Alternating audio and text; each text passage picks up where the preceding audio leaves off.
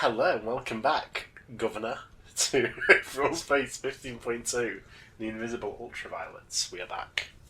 Wow, that was beautiful. Thank you. White boy stuns by speaking I assume my British. webcam turned on by accident when you said that. Why? Because I can take that as a compliment on me, not my words. Why would I call you beautiful? Never fucking mind, dude. I'm not saying you're ugly, but why would I say that? Because I suddenly appeared and you were caught off guard. I don't know. Oh my. It's like when you see the Venus de Milo, you don't scrutinise it. You just put the Aetheral Space in the bag, bro. Okay, you go. Aetheral Space 15.2. I do like that I just compared myself to the Venus de Milo.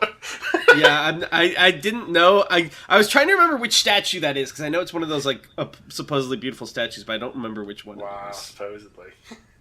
Yeah, I mean I don't know. I'm an art fraud.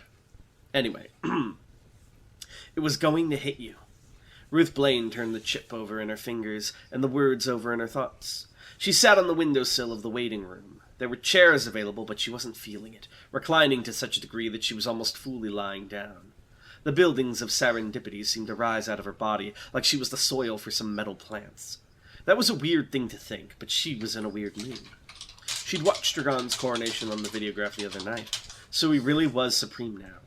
That was even weirder. She'd seen that idiot break his own leg trying to jump before, and now he was the strongest man in the galaxy? Well, supposedly the strongest man in the galaxy. The strongest wouldn't need to win with nasty tricks, if you asked Ruth. Besides, Ruth's grip tightened on the chip as the events at the arena ran through her mind again. Dragon firing a Gemini shotgun into Bruno and Serena, into two people who were supposed to be his friends. Ruth's blood boiled just thinking about it. Something was off, though. Something was off.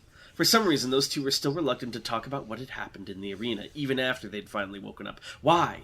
Bruno had watched the coronation with her, but he'd been silent, and had stayed silent until Serena took over and had them leave with her usual cheer. They've got a lot on their mind, Ruth finally decided, sighing heavily. It's the same with me. To be honest, this entire situation still seemed unreal. They'd gone from fleeing Azum Ha in the dead of night to walking around Serendipity like they owned the place. The government headquarters of the UAP was a massive building, containing all the bureaucracy needed to maintain a galactic government. And with them being under Nebula 2's protection, arranging this meeting hadn't been nearly as hard as Ruth had expected. That's tomfoolery, right? No, that's Jimulu. Which one's tomfoolery? He's 3? Nebula 3, yeah. Ah, nice. Well, she thought, it'll still be a little hard, I guess. She looked up as the doors to the office opened, and a young aide poked his head out. He glanced at the empty chairs and frowned, before looking up and realizing that Ruth had taken up residence in the window like some kind of cat. A well-practiced smile spread across his lips. "Miss Blaine," he said, "the Serena will see you now." Miss Blaine, huh? Ruth frowned as she hopped down from the windowsill. Ruth Rode really had vanished into the ether, hadn't she? She went to as she stepped space. to the other one? Yeah. I'll miss you, Rudy Restarosi. As she stepped into the office, Ruth took a deep breath. This wasn't going to be fun. A lot of those bigwigs like to decorate their offices in wacky ways, Ruth found, and the Serena of Adrust was no exception. I know it's Sarina, but every time I say it quickly, I keep thinking it's Serena. It's fucking me up.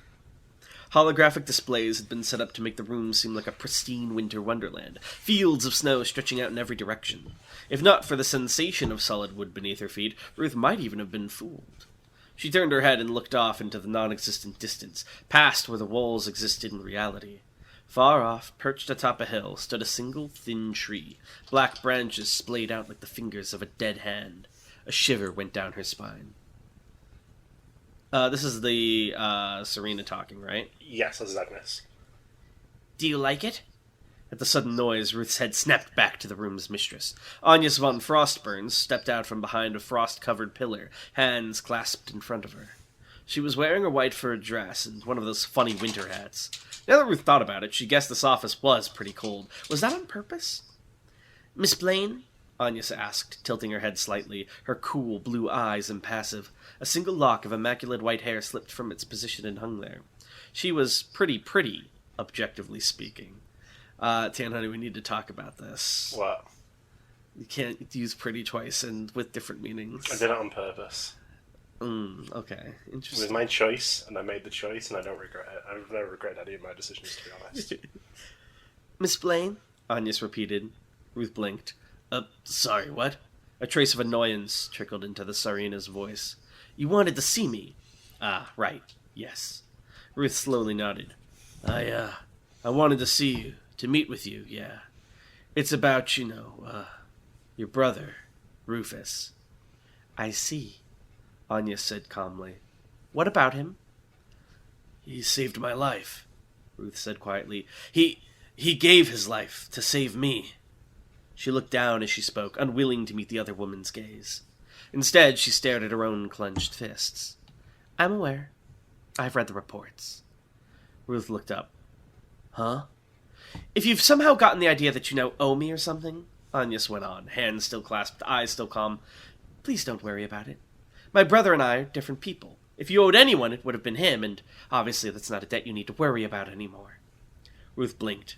Could this woman really be so cold? Her brother had died, he'd given his life for an absolute stranger, and she didn't seem to care at all.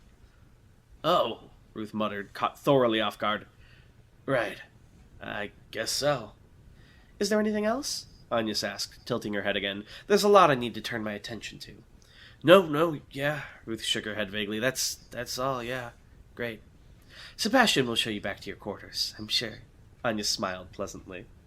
Like a puppet with its strings cut, Ruth turned and began to walk from the room, arms hanging limply at her sides. This wasn't what she'd expected at all.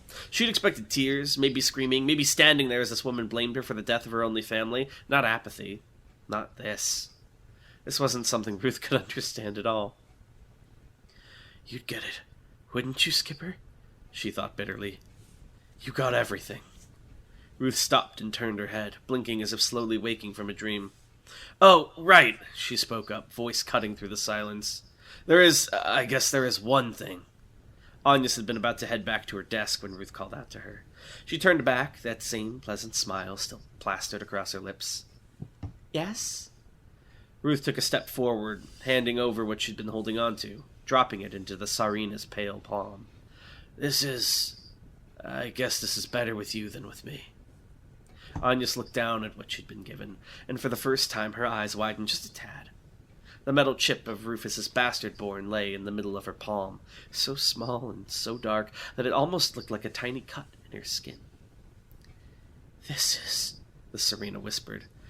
I found it afterwards, Ruth explained. Like I said, it's probably best with you.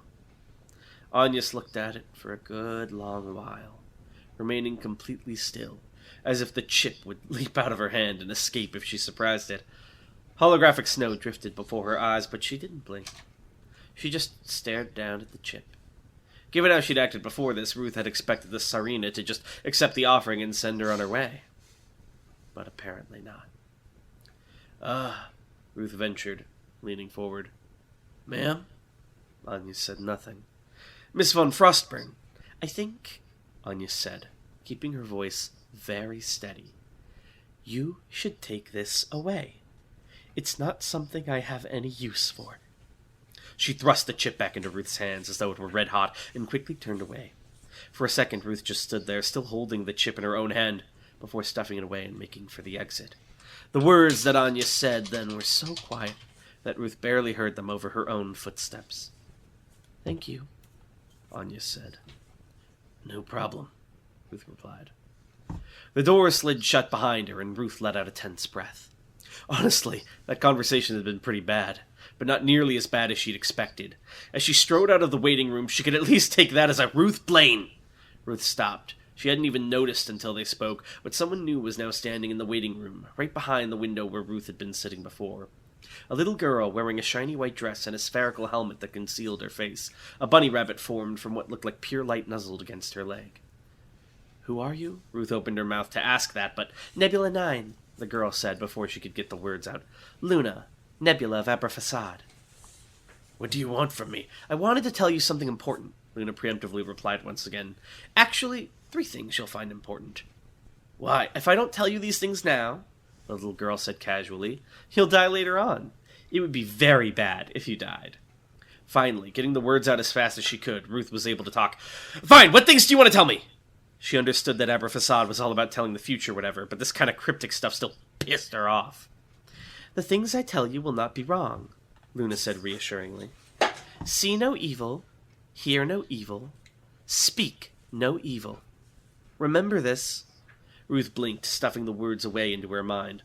Are those the three things, or... That's one thing, Luna said tersely. The second thing, it'll reach you on the third clap. What's that mean? If I tell you what it means, it will become meaningless. Is that the third thing? No! Luna snapped. That's just me talking to you.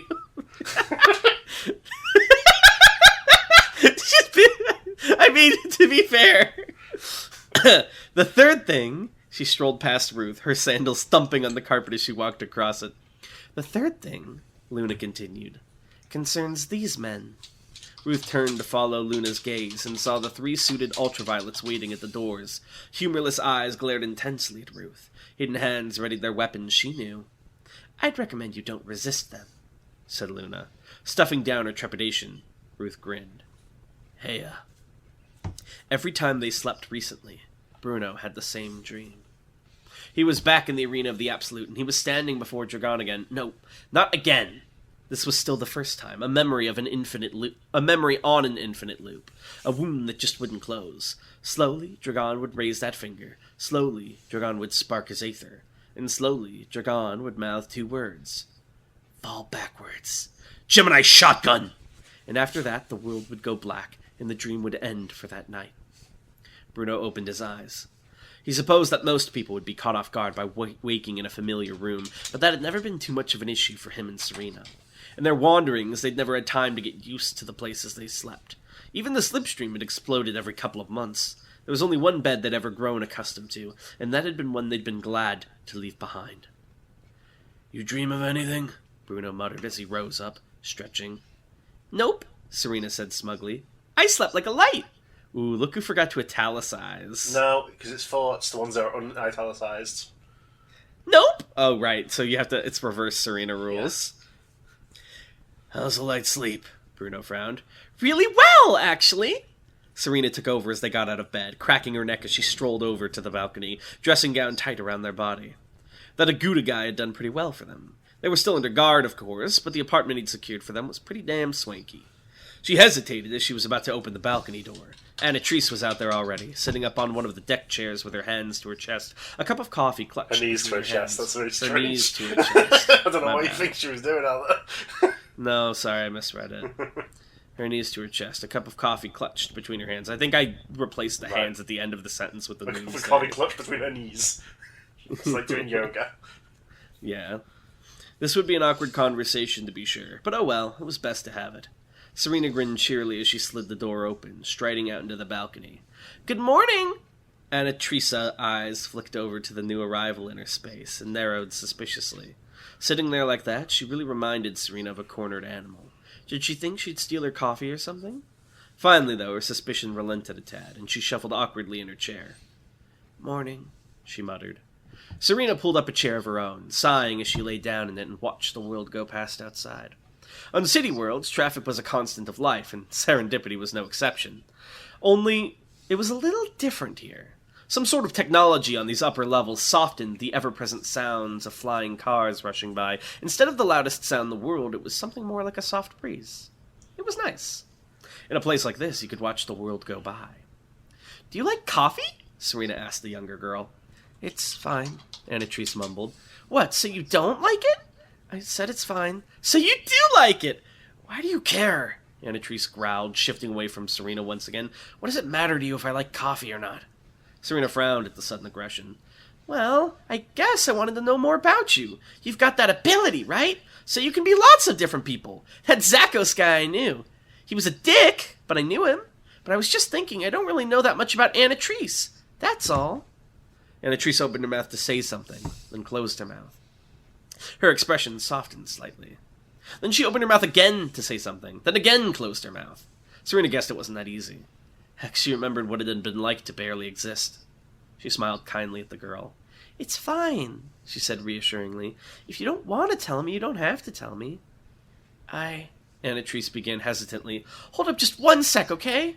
In one smooth motion, Serena grabbed the arm of the deck chair, turned it into a short sword, and pointed it directly at the throat of the man sneaking up behind them. "You want something?" she asked him.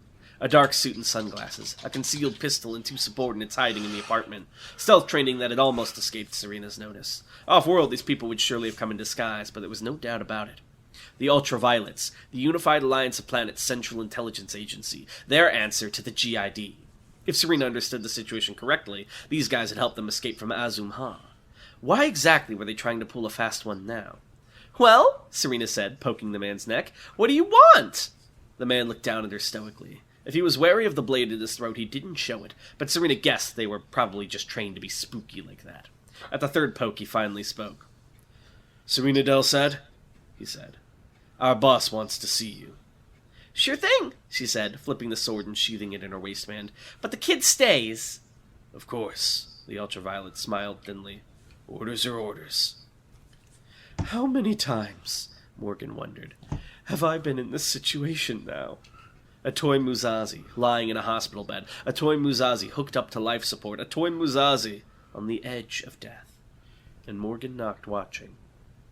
Morgan sat next to the bed, watching Muzazi cling to life, listening to the heartbeat monitor provide its steady beeps. Can I just say, if Muzazi was a Saiyan, he would have gone triple platinum. I was going to say, they should have like a frequent flyer thing for hospitals. Yeah, he should get like a punch card. It's like, don't worry, this IV bag is free. It's my 10th visit. The UAP had gone all out to keep Muzazi alive, but he supposed it only made sense. They'd gone to a lot of trouble to get Muzazi off of Azum-Ha. Now they had to make sure that investment didn't go to waste. All because of Gregory Hazard. Morgan tightened his fists. If it were up to him, they'd have killed Hazard the second they brought him down. But Aguda had insisted. He hadn't said why, but Morgan knew the reasoning. If Muzazi died, Aguda wanted to make sure that they brought something home for their efforts. The door slid open. "Oh, Mr. Noct?" said a voice from behind him. Well, it wasn't as if it wasn't as if Morgan had expected this. The Unified Alliance of Planets had a need for a toy Muzazi. Their actions back on Azum-Ha had made that perfectly clear. What they didn't need, however, was Morgan Noct. Slowly, Morgan rose from his chair, flexing his fingers against empty air. If it came down to it, he was fairly certain he could use fog to create a sword or bow and arrow in about 2 seconds. If he went for the bow, M would probably be the best option, and then he'd sweep the room in the resultant confusion. Not ideal, but a plan. So long as he had that, he could make things work. Finally, he turned his head. "What?" A man leaned against the doorway, a sly smile on his lips as he looked down at Morgan with his dark green eyes. His teal hair was tied back into a short ponytail, and the suit he wore was loose and relaxed, the holster of his pistol, which surely should have been concealed, clearly visible. 2 other suits were standing in the hallway behind him, altogether more professional than their apparent leader. Ultraviolets. "Sorry, were you in the middle of something?" the Ultraviolet asked, flicking his sunglasses further up his forehead as he addressed Morgan. "I didn't mean to interrupt, only... you've been in here for a while already. Days, even, you know? That's why I thought it'd be fine to come bother you now. So sorry." "I don't like him." Every word the man spoke dripped with insincerity. His unpleasant smile looked like he was in on some private joke, and even that didn't reach his eyes. I'm glad I got the assignment immediately. He was looking at Morgan like he was something really... the guy goes like, "Ooh." "Who are you?" Morgan asked seriously. "Well now, here's a man who wants to get right down to it." The man scratched the back of his neck. "Kinda anxious to get to it, are ya?" Morgan just glared. Chuckling, the man pushed himself out of the door frame a little. Well, I hate to get right down to business, but... Ultraviolet Agency, Zep Cole. I've been asked to come fetch you, you know? So if you have to get mad, don't get mad at me, okay? I'm just the messenger. Give me a break." Morgan's eyes flicked between... I needed that. Morgan's eyes flicked between Cole and his subordinates. "What if I don't want to go with you people?" The Ultraviolet sucked in air through his teeth. "Aha, there's the question. Right. You make a good point. You're no pushover after all, are you? Even if I popped you in the head with this," he tapped his holstered pistol, "I'm not sure it'd kill you straight away." "You're such a scary guy." "Of course." His empty gaze slid past Morgan, looking behind him. "I'm not sure that's true for your bed buddy there, is it?" Morgan gritted his teeth. "Damn it." Well, said Jamie Pierrot, this brings back memories, doesn't it? How's that? Morgan Noct asked, glaring across the desk. Pierrot ignored the question, instead glancing up at Zepp, who was still lingering in the doorway of his office. Thank you, Mr. Cole. You may leave us. Roger that, Zepp grinned lazily, offering a one-finger salute before sauntering out of the room. The door slid shut behind him.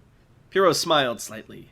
The imminent's depravity and dedication made him as useful a resource to draw upon as ever.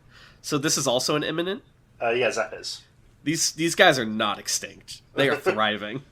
You've seen like 3, and one of them was like 200 years ago. The smile faded quickly, and Pierrot looked back to the 3, or rather 4, people sitting across from him at the desk. So if an imminent had a kid, would that kid also be an imminent, or are they like one-time deals? They're like, well, it's very rare for the actual imminent gene to be passed on. So okay. Most often than not, it'd be a normal. Well, it wouldn't be an imminent, but rarely it would, and that's how they're still around to some degree. Gotcha. Morgan Noct, Ruth Blaine, and the Del-Ced twins. Oh wait, sorry. Did I already read that line? Yeah. No. The smile faded quickly, and Pierrot looked back to the 3, or rather 4, people sitting across from him at the desk. Morgan Noct, Ruth Blaine, and the Del-Ced twins, who had come to be known as the ventriloquist. Blaine folded her arms. He's talking to us, she said to Morgan. We've met this guy before on the Unite Regent. The Del-Ced, Bruno, Pierrot supposed, nodded tersely. Around half an hour before the place went to hell. That was coincidental, Pierrot said pleasantly. At any rate, I'm glad to see you're all still doing well after 3 years. He let the smile drop from his face. My condolences for Skipper. Bruno narrowed his eyes. Noted. What do you want from us? Morgan's hand was still ready to receive a sword, Pierrot noted. If things went badly here, there was the potential for violence to erupt in this room. Pierrot didn't doubt his ability to defeat one of these people in combat if it came down to it. But all 3 at once? If it were up to him, he wouldn't have put the situation together in the first place. But of course, it wasn't up to him. I wanted to discuss your accommodations here, Pierrot said. Bruno's expression softened into Serena's. Oh no, she said distraught. Do we have to give the apartment back? She played innocent, she played the ditz, but Pierrot could see that it was partially an act. She was playing it up at the very least, to try and lower Pierrot's guard. It was a good effort, but Pierrot hadn't let his guard down in decades now. It wouldn't let him. Nothing so horrible, Pierrot smiled thinly. It's just that my superiors believe you're volatile elements to keep a hold of, understand? All 4 of you are wanted criminals in the supremacy, 3 participants in the Elysian Fields incident, and the right-hand man of a usurper heir. Us having you here brings unwelcome eyes upon us. What about Musashi? Morgan asked quickly. For an asset of a toy Musazi's worth, we're willing to eat that scrutiny. But for yourselves? Pierrot sighs. I'm afraid we'll need to earn your supper, so to speak. Ruth cocked her head. How's that? Nothing special, just a gesture to show the top brass your utility, Pierrot said, tapping a button on his desk. We'd like for you to conduct the inspection of one of our facilities near the border. It's been shut down for quite some time, but recently we've noted activity there. Most likely pirates commandeering it for their own ends. We'd like you to pay a visit, assess the situation, and report back. Nothing more. The hologram of their destination appeared on the desk. The reaction was immediate. Serena's mouth drew in a sharp breath, and Bruno's eyes widened to their utmost. Well, that was basically what Pierrot had expected, so when he spoke next, he did so to Ruth and Morgan. How much do you know about the facility called the Ced? Oh, they're gonna have to deal with Erica and crew. Oh, this is cool as fuck. I'm so excited. Nice. Good chapter. I'm sorry, my throat's a little sore. And then appointment breaks in. It's still Arc 14. Guess what day it is? Fuck you, My new hero. ability, calendar change. They changed the dating system, so I'm back. I love the idea of, like, the UAP hires appointment, and then they, like, let's say his day is, like, February 12th. They have the government rule that every day is February 12th. That way. He's so strong. Alright. What am I doing here? Going to...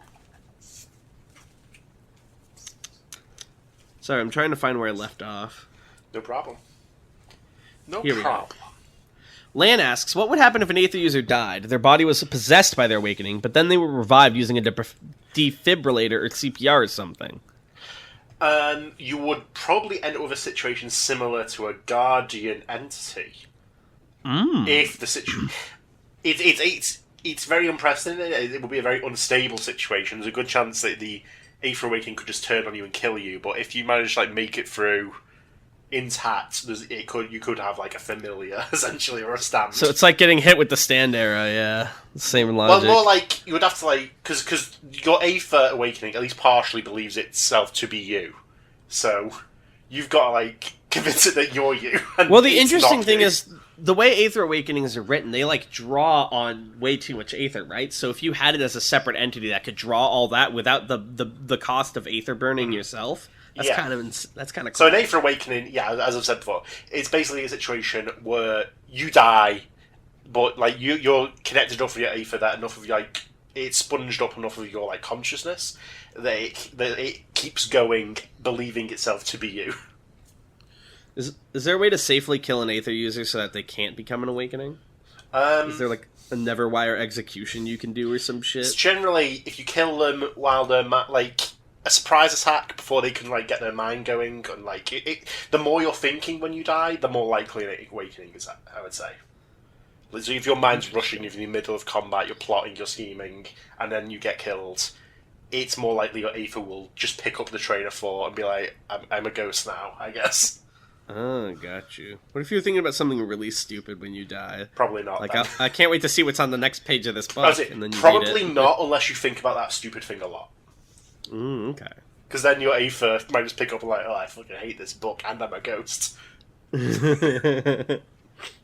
Lan asks, has the UAP ever successfully killed the Supreme? No. Usually, it's less a matter of like, we're going to go into Supremacy, we're going to kick their asses, we're going to kill the Supremes, more like, let's just keep them over there. Quaker Buttonnose asks, how often do throwbacks cause accusations of infidelity? Ergo, we're both crownless, but you had an Umbran baby. You slept with an Umbran behind my back, you harlot. Sadly, it can occur, yes. No, I didn't cheat, babe. I have Umbran in my DNA. I gotta say, like, any kind of gene testing probably is so frustrating in Aetheral Space, because I doubt they have their genome mapped, because it's all, like, it can be anything now. Well, I was going to say as well, because there's the whole taboo on, like, gene manipulation and stuff, there's probably, like, you get some side-eye. Why are you so interested in genes, huh? Why don't you just take your word for it? A fish, huh? But that's all the more fucked up because then in the infidelity situation, if it's like wrong to gene test and see if you are Umbran, there's then you just some don't know. capacity for it, but the science would not have advanced, I would say, past what they could initially scrounge together post Thousand Revolutions. Interesting. Because they'd be like, that's not fucking, no more gene science, we're not pursuing that. Unless you're the Superbians or the other groups. And even then, they don't like openly advertise it. Like they have a little bit of eugenics as a treat, but they don't like turn a guy into like a fish. Right. Weiser asks, did Avaman have the same Aether tick as Skipper, or did he just have green eyes from the get-go? He had green eyes from the get-go. It was coincidentally an imperfection in the cloning tech. Interesting. Or did you just decide that the green eyes were an Aether tick later? What? Well, you see, the reason for it is because it's Aether. It's a funny thing, actually, is the actual explanation. So the Aether tick is the eyes of this body slowly turn green. So because Avaman has essentially what his Aether reads as the same body, the Aether tick also affects his body. So both their eyes turn green. I need you to know that you've just quoted canonized that Aether ticks transfer between clones when they're used. No, it's that specific tick. The way it works is that it goes this body that has these genes that is like this. That the eyes of that body turn green. Okay, so if I had a tick that had a similar targeting system, but it was like anyone that touches my Aether dies, and then I had an ability that's like I clone myself.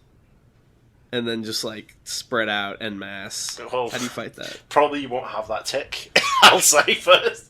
No! Lethal Aether? That's just an ability at that point, basically. What about an Aether tick? What if you had poisonous Aether, which is like when you infuse stuff and other people's Aether runs over it, you feel sick. Like, it makes them feel sick. They're all poisoned. Yeah, you can do that. That's fine, yeah. Interesting. I would say, like, the difference between Aether abilities and Aether ticks is not as much as you would expect. Anyway. Interesting. Yeah, we learn a little bit of that with Hellhound. Yeah, because he thought he had an Misdirection. Aether ability, but that was just his Aether tick. Oh. Misdirection, Zoe asks, was wondering why Full Throttle Overdrive heats up Musashi if he can do heatless thrusters. Is it only available for hot thrusters, or is it the air resistance heating him up? It's the air resistance and friction. He's moving faster than he should be, basically. Like, his body's like, I don't like this. He's rupturing and tearing shit in there. And then Lan asks, what's up with the final church nowadays? We'll get back to them at some point in the story, but they're still in a period of reconciliation right now. Alright. I think in that case we're going to leave off there, but thank you all for watching, and we'll see you next time. Bye!